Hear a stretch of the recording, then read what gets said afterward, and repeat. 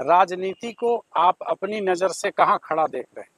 सामाजिक राजनीतिक जीवन में स्वच्छ चरित्र के व्यक्ति का रहना, सर्वाइव करना, आगे बढ़ना बहुत कठिन है। असंभव नहीं है, लेकिन कठिन है। और अक्सर मेरे से भी ये लोग सवाल करते हैं, आप गांधी जी को मानते हैं, गांधी जी को फॉलो करते हैं? तो मैं कहता भी हूँ कि भाई हम लोगों की आज के दौर में हमारी इतनी चारित्रिक शुद्धता, इतनी ताकत नहीं है कि मैं ये कह सकूं कि मैं गांधी जी को फॉलो करता हूं। हाँ, ये जरूर है कि प्रयास कर रहे हैं कि जितना हो सके उनके बताए हुए रास्ते, उनके बताए हुए जो तरीके हैं उसको फॉलो करें। तो बिल्कुल कठिन है, और मैं ये दावा नहीं करता हूं कि हम लोगों में कोई कमी नहीं है। बहुत सारी कमियां हैं, सीख रहे हैं, सीखने का प्रयास कर रहे हैं, लेकिन नियत ठीक है।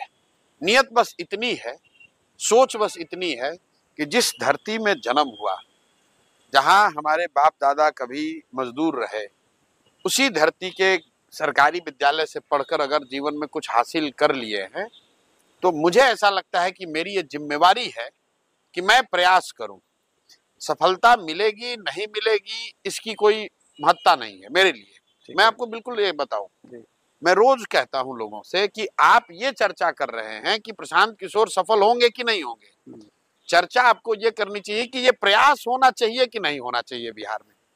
क्योंकि बिहार को सुधारने का जो प्रयास है, वो चाहे आप करें या हम करें, आज हो या 10 वर्ष के बाद, करना तो किसी न किसी बिहार के आदमी को ही पड़ेगा। बिल्कुल। और सुधार की जरूरत क्यों है?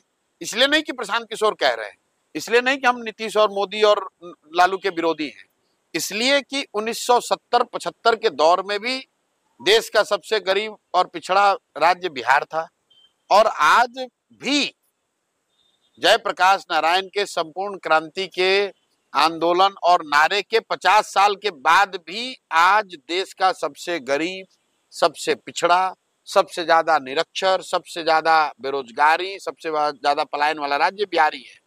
तो परिवर्तन तो, बदलाव तो होना ही चाहिए। अब बदलाव करेगा कौन? तो भाई कोई ना कोई बिहार का लड़का करेगा। मैं समझता हूं कि अगर मेरी हिम्मत नहीं पड़ेगी तो किसकी पड़ेगी।